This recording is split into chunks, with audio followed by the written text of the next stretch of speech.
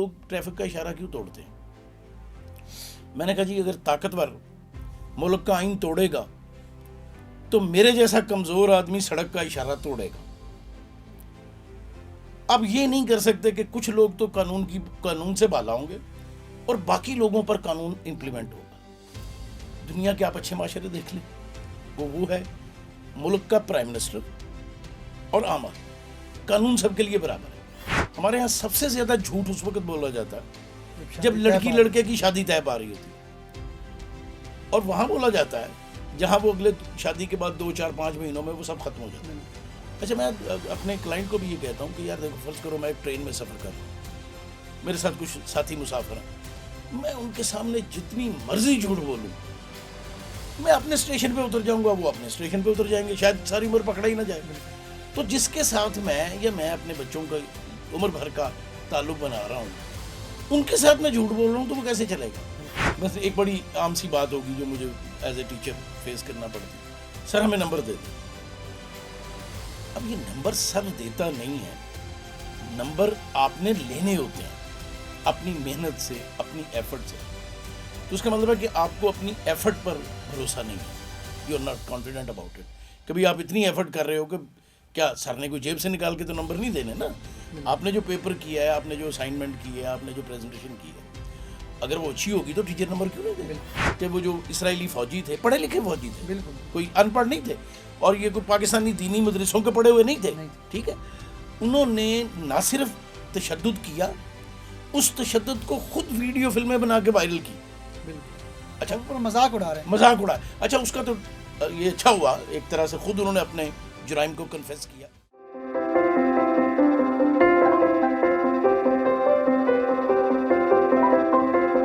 السلام علیکم ناظرین, ریپبلک پالیسی کے ایک نئے پروگرام میں میں مدثر رضوان آپ کو خوش آمدید کہتا ہوں. ناظرین, ہم دیکھتے ہیں کہ پاکستانی معاشرہ مختلف طرح کے بحرانوں سے یا مسائل سے نبرد آزما ہے. اس میں سب سے پہلے تو معاشی مسائل ہیں, سیاسی عدم استحکام ہے, دہشت گردی کا مسئلہ ہے, لیکن اس کے ساتھ ساتھ ایک بہت زیادہ جو میں سمجھتا ہوں نظر انداز کیا جانے والا مسئلہ ہے, لیکن ان سب مسائل سے کہیں زیادہ اہم مسئلہ جو کہیں نہ کہیں یہ جو باقی مسائل ہیں ان کے ساتھ بھی ریلیٹ کرتا ہے, وہ ہے نفسیاتی مسائل, اور اس میں بھی خاص طور پہ عدم برداشت ہے, تشدد کا ایک رویہ جو ہے, اسی طرح دیگر مینٹل ہیلتھ کے جو مسائل ہیں. اس حوالے سے ہم بات کریں گے آج, اور آج میرے ساتھ موجود ہیں جناب پروفیسر امجد طفیل صاحب. آپ قریباً 35 سال کا تجربہ رکھتے ہیں. آپ نے نہ صرف سائیکالوجی پڑھی بلکہ پچھلے 3 دہائیوں سے نفسیات پڑھا رہے ہیں. اس کے علاوہ آپ ایک رائٹر ہیں, اور نفسیات کے حوالے سے اور دیگر موضوعات پہ بھی آپ کی کئی کتب منظر عام پہ آ چکی ہیں.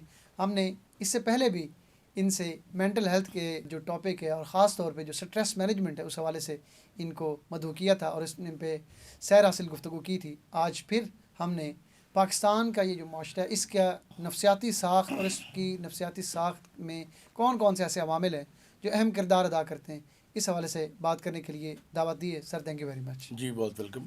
سر, سب سے پہلے تو یہ بتائیے گا کہ پاکستانی معاشرے کی جو نفسیاتی ساخت ہے اس کو ایز اے سائیکالوجسٹ اور ایز اے سائیکالوجی کے استاد آپ کس طرح سے دیکھتے ہیں؟ بہت شکریہ مدثر صاحب. میرا خیال ہے کہ معاشرے کو دیکھنے کا ایک بہت اہم اینگل جو ہے وہ فرد کے حوالے سے ہے.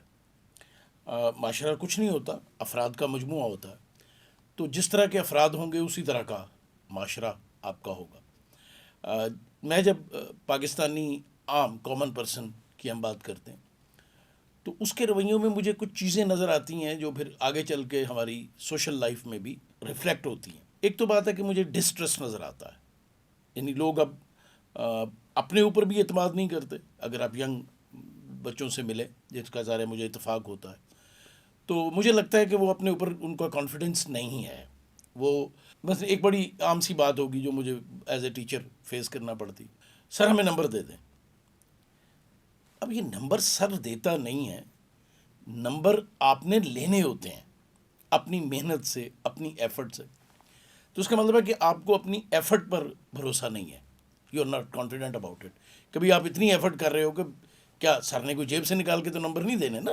آپ نے جو پیپر کیا ہے, آپ نے جو اسائنمنٹ کی ہے, آپ نے جو پریزنٹیشن کی ہے, اگر وہ اچھی ہوگی تو ٹیچر نمبر کیوں نہیں دے. بالکل. اچھا, دوسری چیز جو مجھے لگ رہی ہے پرسنل لیول کے اوپر بھی ہم سچویشن کو فیس نہیں کرنا چاہتے, ہم ڈینائل میں چلے جاتے ہیں. یعنی ہم کوشش کرتے ہیں کہ ہم یہ مانیں ہی نہیں کہ ہم کسی پرابلم میں ہیں, ہم سے کوئی غلطی ہو گئی ہے. اس کا مظاہرہ آپ سارا دن سڑکوں پہ دیکھتے ہیں, لوگ ہر سٹیپ کے اوپر ٹریفک کی وائلیشن کرتے ہیں, لیکن ذرا کسی کو روک کے پوچھیے تو وہ مانے گا ہی نہیں کہ میں نے وائلیشن کی ہے. اچھا, بالکل اس کے ساتھ ایک اور رویہ ہے, لوگ جنرلائز کرتے ہیں. اب بہت زیادہ زور دیں گے تو وہ کہیں گے جی سب کرتے ہیں, سارے ایسے ہی ڈرائیو کر رہے ہیں جیسے میں ڈرائیو کر رہا ہوں. اچھا, یہ بنیادی طور پر انہیں ہم نفسیات میں ایگو ڈیفنس میکانزمز کہتے ہیں, جو فرد اس وقت استعمال کرتا ہے جب اس پر پریشرز آتے ہیں, جب وہ انزائٹی کا شکار ہوتا ہے, جب وہ سٹریس کا شکار ہوتا ہے. اچھا, اگر تو یہ ہیلدی ہیں تو یہ اچھے ہوتے ہیں, آپ کو تھوڑی سی اسپیس دیتے ہیں کہ آپ چیزوں کو ٹالریٹ کر لیں, لیکن ان کا اوور یوز جو ہے وہ نیگیٹو ہو جاتا ہے. تو مجھے لگتا ہے کہ یہ اوور یوز ہو رہا ہے ہماری سوسائٹی میں. اس کے ساتھ جب یہ سب کچھ ہوگا, آپ مسٹرسٹ میں جائیں گے, آپ ڈینائل میں جائیں گے, آپ اوور جنرلائزیشن میں جائیں گے, آپ ریئلٹی کو ایکسیپٹ نہیں کریں گے, چاہے وہ آپ کا پرسنل لائف ہے, چاہے آپ کی وہ فیملی لائف ہے, چاہے وہ آپ کی سوشل لائف ہے. اس کا نتیجہ یہ نکلے گا کہ آپ اپنی ایک سوڈو ورڈ بنائیں گے, اپنا ایک سوڈو امیج بنائیں گے اپنے برین میں, اور اس کو آپ ریئلٹی سمجھیں گے. ریئلٹی وہ ہے نہیں. اب جب ریئلٹی اور آپ کے آئیڈیل کا کانفلکٹ ہوگا تو آپ اگریسو ہوں گے, کیونکہ آپ ماننے کو تیار نہیں ہو. جب آپ مان لیتے ہو نا کہ بھئی ہاں ٹھیک ہے یار, میں ہیومن بینگ ہوں, میرے اندر خوبیاں ہیں تو خامیاں بھی ہیں, میں اگر درست کام کرتا ہوں تو میں کبھی غلط کام بھی کر سکتا ہوں. تو جب آپ مان لیتے ہیں تو آپ کی سیلف بالکل اور طرح بیہیو کرتی ہے. اب جب آپ یہ مان ہی نہیں رہے ہو کہ you can do any thing wrong, تو اس کا کیا نتیجہ نکلے گا کہ جب بھی آپ کو یہ پتہ لگے گا کہ اگلا آپ کی بات نہیں مان رہا تو آپ اس کے ساتھ کانفلکٹ میں آئیں گے, اگریسولی بیہیو کریں گے, آپ دوسروں کو زبردستی بات منوانے کی کوشش کریں گے. تو یہ رویہ مجھے پرسن کے لیول پہ بہت نمایاں نظر آ رہا ہے اس وقت اپنے لوگوں میں. اور یہ نہیں کہ یہ صرف اولڈر لوگوں میں ہے, یہ ینگ لوگوں میں بھی ہے, جو سوسائٹی کے لیے زیادہ پرابلمٹک ہے, کیونکہ یہ ینگ لوگ ہوتے ہیں جو سوسائٹی کی ڈائنامکس کو طے کرتے ہیں اور فیوچر کو طے کرتے ہیں. تو اس کا مطلب ہے کہ اگر ہم نے اس وقت ان کو پراپر گائیڈ نہیں کیا, لائن نہیں دی, تو یہ آگے ہمارا فیوچر بھی ہمیں کوئی اتنا پازیٹیو نظر نہیں آتا.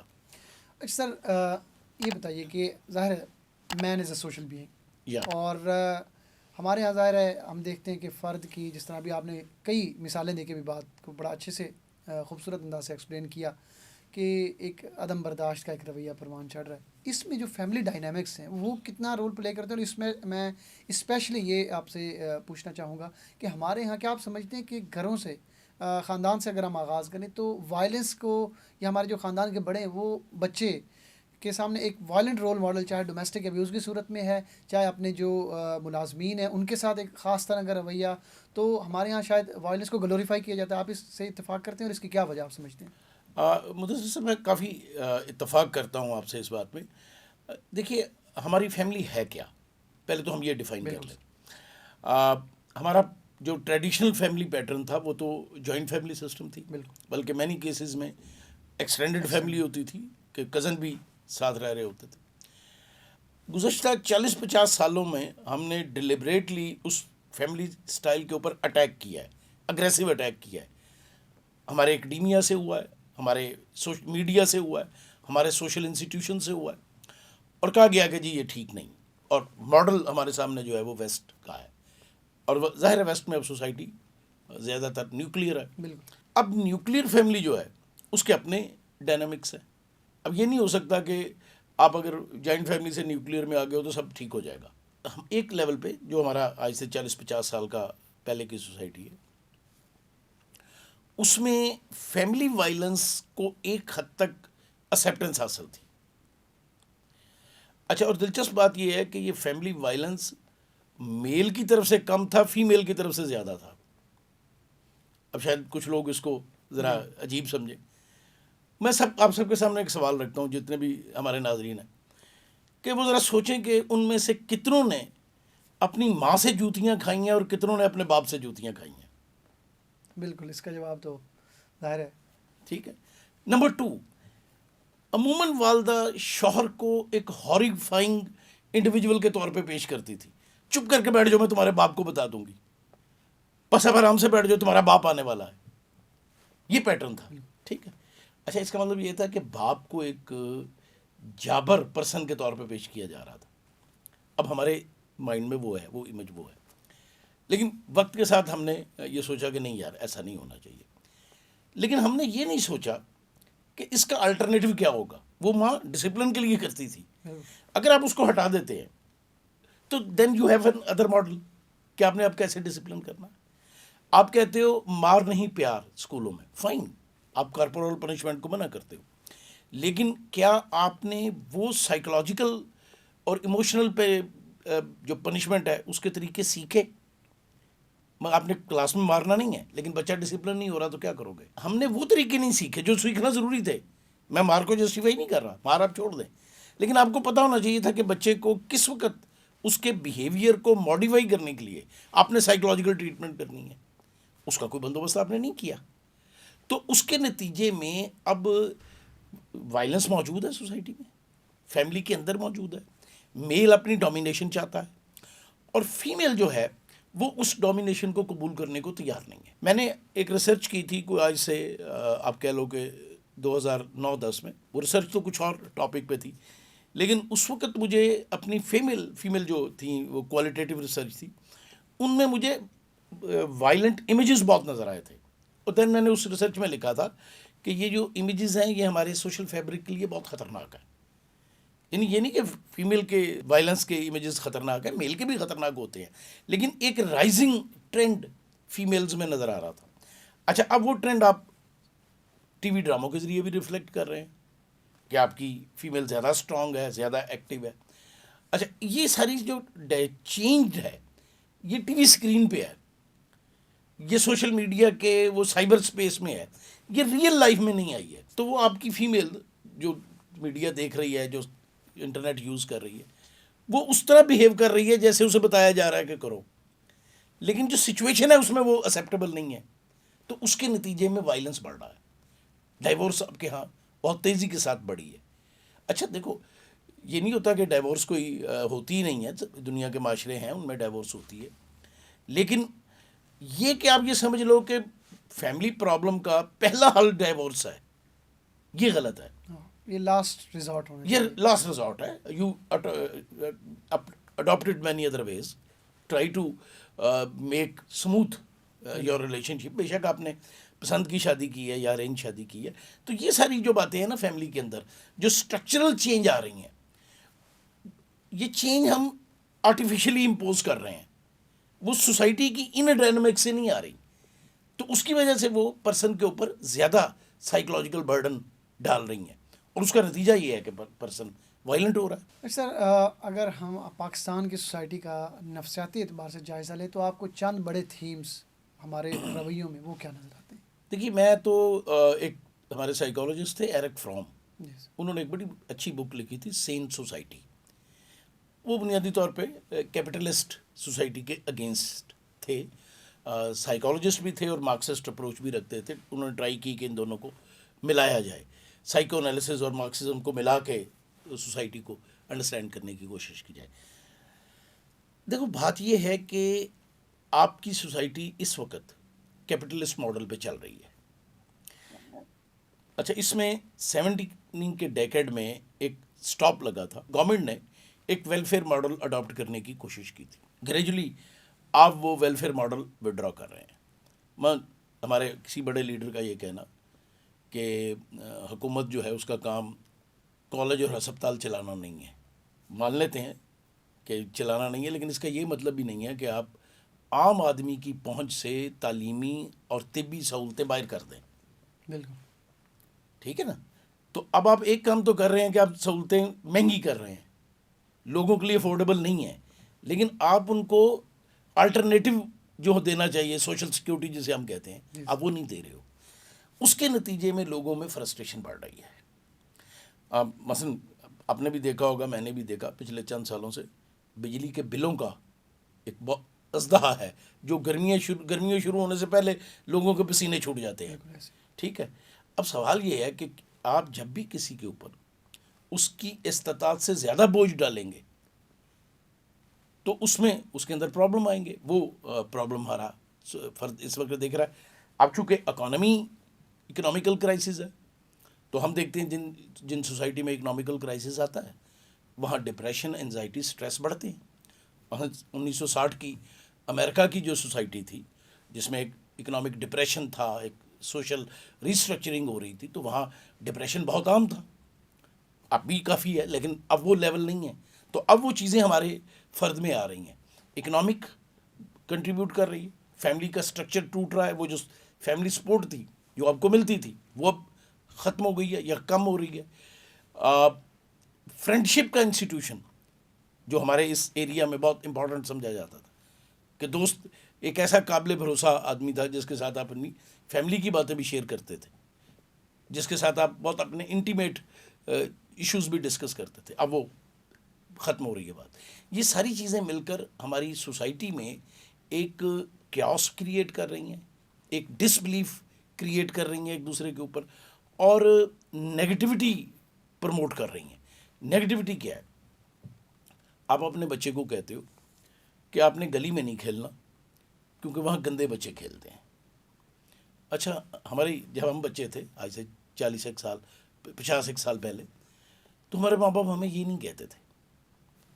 یہ ضرور تھا، ہمیں پتہ تھا کہ مغرب کی اذان ہوئی ہے نا تو آپ نے گھر واپس آ جانا ہے. آپ گلی محلے میں کھیل رہے ہو، ٹھیک ہے.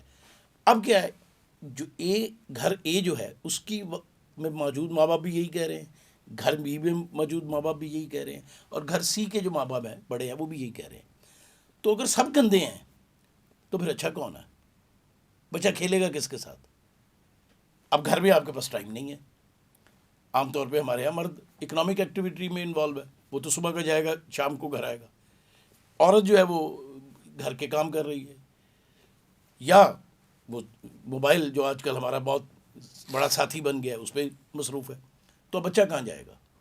تو یہاں سے لے کر بالکل نیچے سے آپ بالکل اوپر پہ چلے جائیں، اور اس کی سب سے بڑی مینیفیسٹیشن میں کہتا ہوتا ہوں آپ کو سڑک پہ نظر آئے گی. آپ نہیں دیکھتے کہ لوگ ایک دوسرے کو لفٹ دیتے ہوں؟ کیوں نہیں دیتے؟ ٹرسٹ نہیں. آپ دیکھتے ہو سڑک کے کنارے کھڑے ہو کے کہ 10 گاڑیاں گزرتی ہیں جن میں ایک آدمی جا رہا ہوتا ہے. تو اس سڑک پہ کھڑے ایک آدمی کو اگر ساتھ بٹھا لے تو اس کے پیٹرول کی کنزمپشن بڑھے گی نہیں، بالکل. لیکن وہ نہیں بٹھاتا. ٹرسٹ کا ایشو ہے، اور یہ جو ٹرسٹ ڈیفیسٹ ہے اس نے ہمارے مسائل کو بہت ایگریویٹ کر دیا ہے. اچھا سر، میں اسی سے جڑا ایک سوال آپ سے جو میرے مائنڈ میں بہت زیادہ کہہ رہے ہیں یہ سوال آتا ہے، اور ظاہر ہے آپ ماہر نفسیات ہیں، کہ ہم دیکھتے ہیں ہمارے یہاں موب لنچنگ کے بھی واقعات جو اس سے مجھے یاد ہے کہ 10-15 سال پہلے سیالکوٹ میں 2 بھائیوں کا ایک قتل عام ہوا تھا. اور اب جی وہ ہم کہتے تھے چلو ون آف واقعہ ہے، پاکستانی سوسائٹی بحیثیت مجموعی اس طرح سے نہیں ہے، لیکن اب دیکھتے ہیں کہ پے در پہ واقعات. ہم نے کرسچین وہ نیشنل تھے، اس کے بعد بھی کئی واقعات، ایون مسلم جو ود ان سیکٹ. اور ابھی حالیہ دنوں میں تو آپ کو یاد ہوگا کہ مفتی طارق مسعود جو خود ایک ماشاء اللہ عالم دین ہے کراچی کے، ان پہ بھی ایک گستاخی کا الزام لگ گیا. خیر یہ تو ایک مثال ہے، ہم یہ صرف کسی مذہبی طبقہ یا اس کے ساتھ یہ واقعہ نہیں جڑا، یہ اوور آل ایک پورے معاشرے کی ایک حالت کی عکاسی کرتا ہے.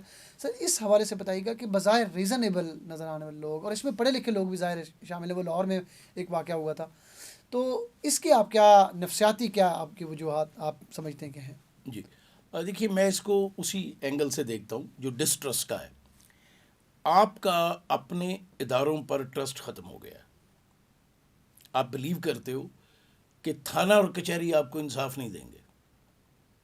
ٹھیک ہے، مذہبی حوالے سے بھی آپ موب لنچنگ ہوتی ہے، لیکن کیا یہ ہم نہیں ہر دوسرے تیسرے دن پڑھتے کہ چوروں کو پکڑ کے مارا ہے، بالکل. اتنا تشدد کیا وہ مر گیا ہے. اب کسی آدمی کا چوری کرنا غلط، لیکن اس کو سزا دینے کا اختیار آپ کے اور میرے پاس تو نہیں ہے نا. اور سر آپ کو یاد ہوگا پولیس نے وہ صلاح الدین ایک ڈسیبلڈ وہ اسپیشل پرسن تھا، اس نے وہ اے ٹی ایم چرائی اور پھر پولیس تشدد میں وہ مارا دیا گیا. اچھا، اب ظاہر ہے پولیس کا کام بھی تشدد کرنا نہیں ہے، انکوائری کرنا ہے. بالکل ٹھیک ہے نا، تفتیش کرنا ہے، ثبوت اکٹھے کرنا ہے، انویسٹیگیشن ہے، اس کا کام ہے. کچھ مہینے پہلے مجھے یاد پڑتا ہے کہ میں نے ایک خبر پڑھی کہ ایک عورت نے اپنے بیٹے کے قاتل کو عدالت میں گولی مار کر قتل کر دیا. ہوا کیا کوئی لڑائی ہوئی ہوگی کسی علاقے میں, اس میں ایک لڑکے سے دوسرا لڑکا مرڈر ہو گیا. اب وہ سب جانتے تھے کسی نے مرڈر کیا ہے, کورٹ نے اس کو بری کر دیا. تو وہ عورت اسی کورٹ میں موجود تھی, اس نے وہ گن لے کے آئی ہوئی تھی, فیصلہ سنانا تھا اس دن. اس نے گن نکالی, اس لڑکے کو مارا, گن پولیس کے حوالے کی اور کہا جی مجھے پکڑ لیں, میں نے اپنا کام کر لیا. اب یہ کیوں ہے؟ جب تک آپ لوگوں کے اندر اداروں پر ٹرسٹ پیدا نہیں کرو گے, موب لنچنگ ہوگی. جب تک آپ اپنا رول اینڈ ریگولیشن جو ہے وہ سب کے لیے ایک نہیں کرو گے, موب لنچنگ ہوگی.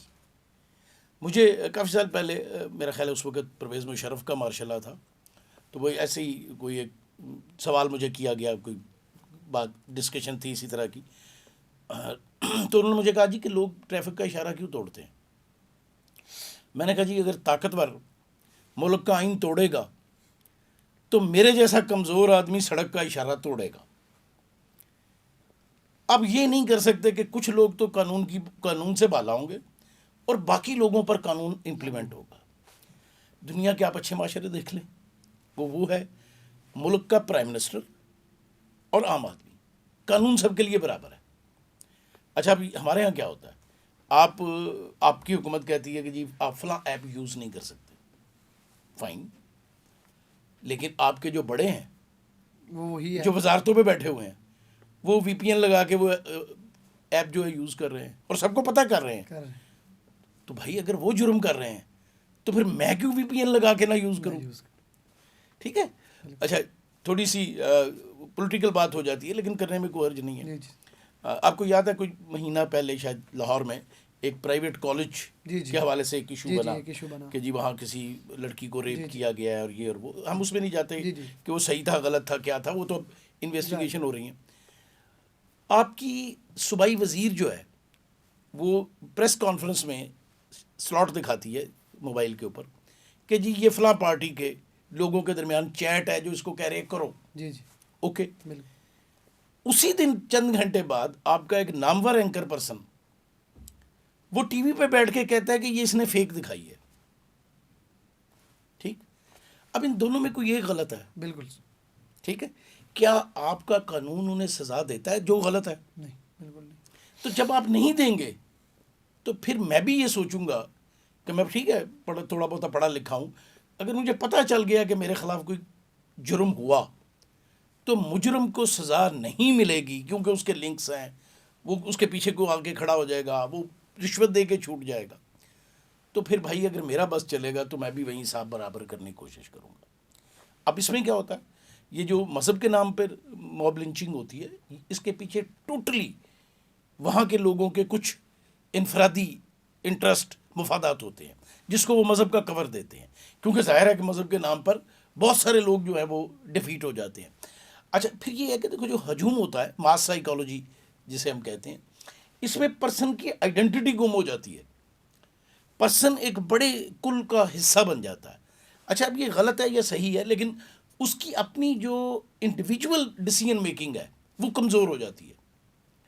تو اسی پہ وہ ویلہم رائخ نے ایک بہت عمدہ کتاب لکھی تھی, ماس سائیکالوجی آف فاشزم, کہ لوگ کیوں مل کر تشدد کرتے ہیں دوسروں کے اوپر. اب آپ فلسطین میں دیکھیں ہم کیا ہوا ہے وہاں کہ وہ جو اسرائیلی فوجی تھے پڑھے لکھے فوجی تھے, بالکل کوئی ان پڑھ نہیں تھے, اور یہ کوئی پاکستانی دینی مدرسوں کے پڑھے ہوئے نہیں تھے. ٹھیک ہے, انہوں نے نہ صرف تشدد کیا, اس تشدد کو خود ویڈیو فلمیں بنا کے وائرل کی. بالکل. اچھا مذاق اڑا رہے ہیں, مذاق اڑا. اچھا اس کا تو یہ اچھا ہوا ایک طرح سے, خود انہوں نے اپنے جرائم کو کنفیس کیا کہ اس کا ایک بہت بڑا ریئیکشن ویسٹ میں آیا. کیوں کہ بہرحال ویسٹ میں لوگوں کی تربیت کچھ بنیادی تصورات پر ہوئی ہے. انفارچونیٹلی ہمارے جیسے معاشروں میں ان تصورات کو انکلکیٹ نہیں کیا گیا, یہ بھی وائلنس کو پروجیکٹ کرتے ہیں. سر آپ نے تصورات کی بات کی, تصورات ایک انسان کے طے پاتے ہیں, اس کی جو وہ کلچرل ویلیوز جو امبائب کرتا ہے تھرو اٹ سوسائٹی جب وہ گرو اپ ہو رہا ہوتا ہے. اسی کے ساتھ ظاہر ہے اس میں ریلیجیس ویلیوز بھی ہوتی ہیں. چاہے ہمارا کلچر کی اگر بات کریں تو اس میں بھی ڈائیورسٹی ہے, ظاہر ہے ہمارے یہاں ڈفرینٹ ایتھنیسٹیز ہیں. پھر اگر ریلیجن کی بھی بات کریں تو Islam it self is a religion of peace, اور پاکستان ایک میجورٹی مور دین 95% ہم مسلم پاپولیشن ہے. اس کے باوجود سر آپ کیا سمجھتے ہیں، اگر یہ وائلنس ہے، اگر یہ نفسیاتی مسائل ہیں، تو وہ جو کلچرل ویلیوز ہیں یا وہ جو ریلیجیس ویلیوز ہیں، وہ کس طرح سے کے پھر تصورات لوگوں کے اذہان میں جا رہے ہیں؟ دیکھیے بات یہ ہے کہ ایک چیزیں ہوتی ہیں صفحے پہ لکھی ہوئی، ایک ہوتی ہے جو آپ کی زندگی سے ریفلیکٹ ہو رہی ہوتی ہے. ہم مسلمان ہیں، ہم اپنے آپ کو سمجھتے ہیں کہ ہم دنیا کی افضل ترین قوم ہیں، بالکل سر. ہوں گے. چھوٹی سی بات ہے، ہمیں پڑھایا جاتا ہے صفائی نصف ایمان ہے. ذرا اپنے ارد گرد دیکھیے اس نصف ایمان کا کیا حال ہے. ہم اپنا گند کوڑا کٹ اٹھا کے باہر گلی میں رکھ دیتے ہیں. بالکل یار گلی ہماری نہیں ہے. بالکل. ٹھیک ہے، تو یہ دیکھیے یہ مذہبی اقدار ہماری زندگی میں نظر نہیں آتی. بھی جھوٹ نہیں بولنا چاہیے. کیا یہ ہماری زندگی میں نظر آتا ہے؟ رشوت دینے والا اور لینے والا دونوں جہنمی ہیں. کیا اس کی کوئی ریفلیکشن ہماری زندگی میں نظر آتی ہے؟ آپ اپنے ہمسائے دوسرے مسلمان بھائی کے لیے وہی پسند کرو جو اپنے لیے پسند کرتے ہو. کیا ہماری سوسائٹی میں یہ نظر آتا ہے؟ مذہب کا تو یہ معاملہ ہو گیا کہ مذہب ہم نے زبانی جمع خرچ کے لیے رکھا ہوا ہے، یا جہاں ہمیں کوئی اپنا مفاد پورا کرنا ہے تو ہم مذہب کا نام لے کے اس کو ذرا آسانی، اس میں مفاد پرستی میں آسانی پیدا کرتے ہیں. جہاں تک کلچر کی بات ہے، کلچر ظاہر ہے کہ ہمارے رہنے سہنے کے ڈھنگ کو کہتے ہیں. ہمارے رہنے سہنے کا ڈھنگ یہاں کے اقدار کے مطابق، انوائرمنٹ کے مطابق تھا.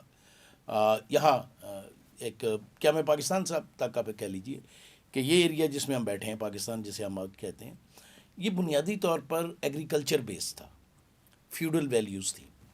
پھر گریجولی اس میں کوئی تھوڑی سی انڈسٹریلائزیشن ہوئی، کوئی تھوڑی سی ماڈرنائزیشن ہوئی، لیکن ہم نے اپنی کلچرل ویلیوز میں وہ پازیٹیو چینج نہیں لائے جو فرد کی زندگی میں ریفلیکٹ ہونی چاہیے تھی. میں اپنے اسٹوڈنٹ کو کہوں گا کہ جھوٹ نہ بولو، بددیانتی نہ کرو، میں خود جھوٹ بول رہا ہوں گا. تو اگر میرا اسٹوڈنٹ یا میری اولاد یہ دیکھتی ہے کہ میں تو خود جھوٹ بول رہا ہوں اور انہیں زبانی کہہ رہا ہوں کہ سچ بولو، تو وہ کبھی سچ نہیں بولے. تو یہ وہ بنیادی ڈائلیما ہے کہ ہم نے چیزوں کو اپنے اوپر نافذ نہیں کرنا، ہم نے دوسرے کو مسلمان کرنا ہے. میں یہ کوشش نہیں کروں گا کہ میں اچھا مسلمان بن جاؤں، میں دوسروں کو تبلیغ کرنے نکل پڑوں گا کہ انہیں اچھا مسلمان بنانا ہے. جبکہ اگر میں اچھا مسلمان بن جاؤں تو مجھے کسی کو تبلیغ نہیں کرنی پڑے گی. ٹھیک ہے، جو لوگ مجھے دیکھیں گے وہ کہیں گے یار یہ اچھا آدمی ہے، اور ان میں سے کچھ ہو سکتا ہے میری باتوں کو ماننا بھی شروع کر دیں.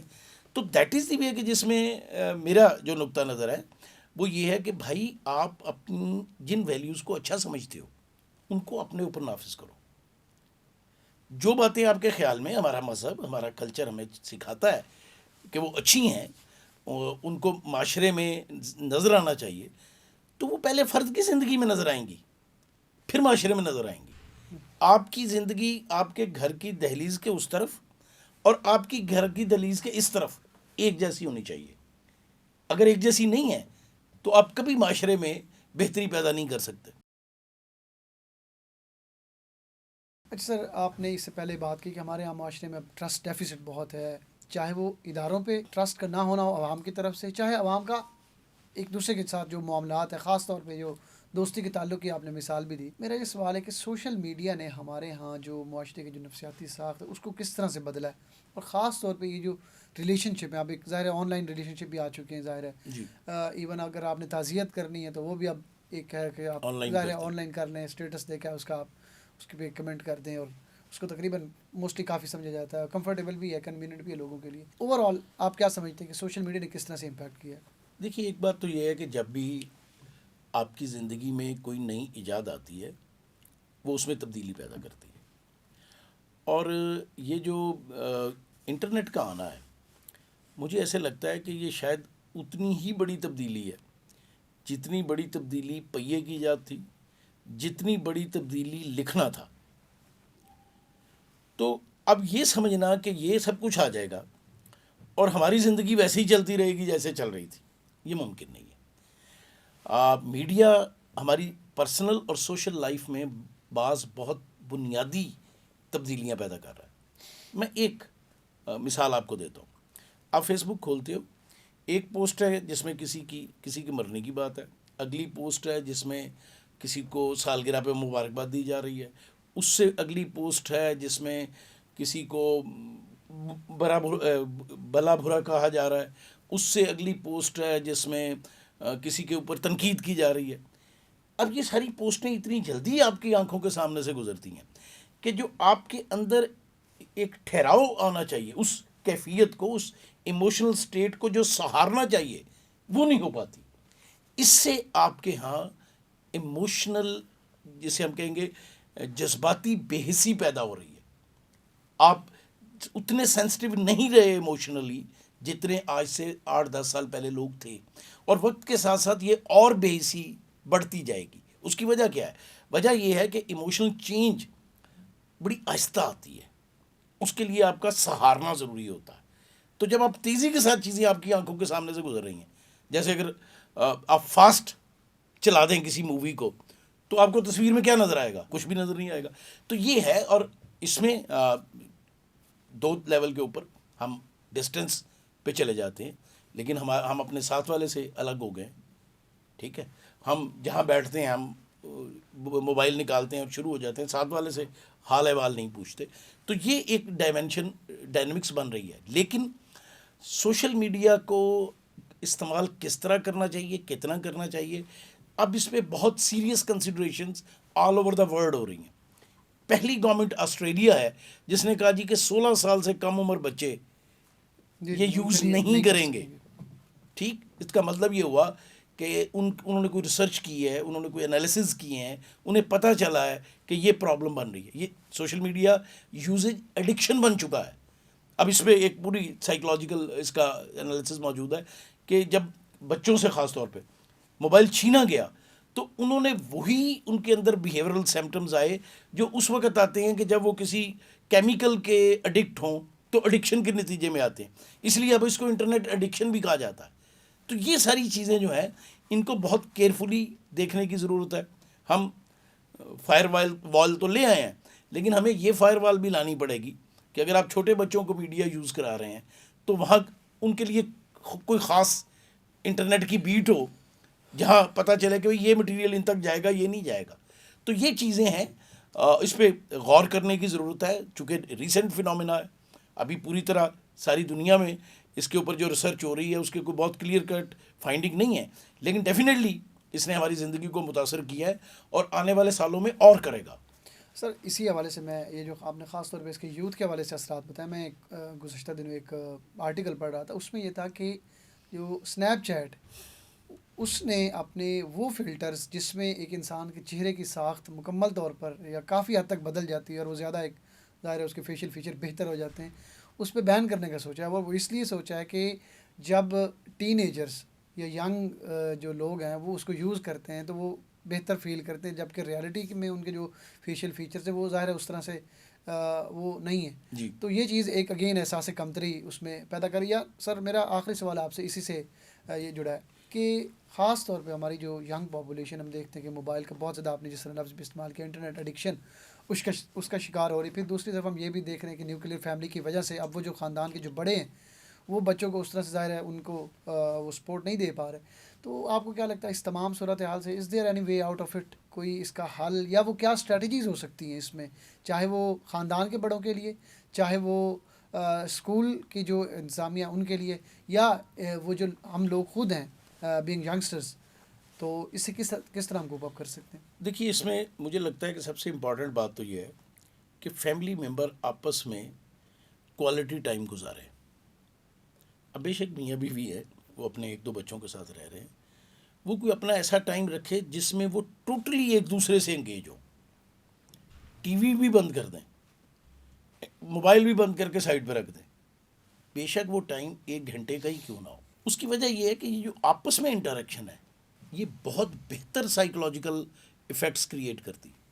اب اتنی ڈیٹیل میں جانے کا وقت نہیں ہے، ورنہ جو ہمارے برین کے نیورو ٹرانسمیٹرز ہیں وہ ہوتے ہی اس وقت ریلیز ہیں. بعض ٹرانسمیٹرز جب ہم بہت کلوز جو ہے تعلق کسی کے ساتھ آتے ہیں، جڑت میں آتے ہیں، تو اگر ہم یہ نہیں کریں گے چاہے وہ، تو اس کا نتیجہ کیا نکلے گا کہ آپ کا فرد ایک دوسرے سے دور ہوتا جائے گا، اور یہ جو دوری ہے یہ الٹیمیٹلی آپ کی پوری سوسائٹی کو ایک طرح کے اوپر ایلینیشن کا شکار کر دے گی. اور آپ یہ دیکھو، آپ لوگوں سے پوچھو، ینگ لوگوں سے، وہ آپ کو ہر آدمی بتائے گا کہ میں ایلینیشن بہت فیل کرتا ہوں. ہر وقت اس کے ارد گرد لوگ ہیں. وائی فیل ایلینیشن؟ اس لیے کہ وہ کسی کے ساتھ شیئرنگ نہیں کر پا رہے. تو شیئرنگ کے لیے ضروری ہے کہ کوالٹی ٹائم گزارا جائے. دوسرا، ٹرسٹ کرنا سیکھیں. ٹرسٹ کے بغیر سوشل لائف نہیں گزرتی. اب جو مرضی کر لو. اچھا اب ٹھیک ہے، اس میں بعض دفعہ یہ ہوگا کہ شاید آپ کو کوئی پرسن ٹرسٹ ورتھی ثابت نہ ہو، لیکن اس کو جنرلائز نہ کرو. بالکل. لوگ ملتے ہیں، ٹرسٹ وردی بھی ملتے ہیں، ایسے بھی ملتے ہیں جو ٹرسٹ امپیچ کرتے ہیں. اور نمبر 3، پازیٹیو ریلیشن شپ میں آئے. پازیٹیو ریلیشن شپ کو میں ایسے ڈیفائن کرتا ہوں کہ آپ جتنا جس کے ساتھ ملتے ہیں آپ اتنا اخلاص سے ملیں، اس سے زیادہ شو نہ کریں. ہمارے یہاں پرابلم ایک یہ ہے کہ ہم بہت زیادہ فرینڈ شپ شو کرتے ہیں، ہوتی نہیں ہے. بلکہ ایک بہت ہی امپورٹنٹ ہمارا آسپیکٹ ہے میرج. ہمارے یہاں سب سے زیادہ جھوٹ اس وقت بولا جاتا ہے جب لڑکی لڑکے کی شادی طے پا رہی ہوتی ہے. اور وہاں بولا جاتا ہے جہاں وہ اگلے شادی کے بعد 2 4 5 مہینوں میں وہ سب ختم ہو جاتا ہے. اچھا، میں اپنے کلائنٹ کو بھی یہ کہتا ہوں کہ یار دیکھو، فرض کرو میں ایک ٹرین میں سفر کر رہا ہوں، میرے ساتھ کچھ ساتھی مسافر ہیں، میں ان کے سامنے جتنی مرضی جھوٹ بولوں، میں اپنے اسٹیشن پہ اتر جاؤں گا، وہ اپنے اسٹیشن پہ اتر جائیں گے، شاید ساری عمر پکڑا ہی نہ جائے. بالکل. تو جس کے ساتھ میں اپنے بچوں کا عمر بھر کا تعلق بنا رہا ہوں، ان کے ساتھ میں جھوٹ بول رہا ہوں تو وہ کیسے چلے گا؟ بالکل. تو be honest over self and with others. یہ تھوڑی باتیں ہیں، چھوٹی چھوٹی باتیں ہیں، لیکن میرا خیال ہے کہ اگر ہم ان کو اپنائیں تو ہم ایک بڑی سوشل چینج پیدا کر سکتے ہیں. سر تھینک یو ویری مچ. ناظرین، یہ تھا ہمارا آج کا پروگرام. اصل بات یہ ہے کہ ہم ایک دوسرے پہ ٹرسٹ کرنا سیکھیں، کوالٹی ٹائم اسپینڈ کرنا سیکھیں، تبھی ہم نہ صرف ایک دوسرے کے مسائل کا حل نکال سکتے ہیں بلکہ معاشرے کی جو نفسیاتی صحت ہے اس کو بھی بہتر کر سکتے ہیں. تو اگر آپ نے ابھی تک ہمارا چینل سبسکرائب نہیں کیا تو ہمارا چینل کو لائک کریں، سبسکرائب کریں اور شیئر کریں.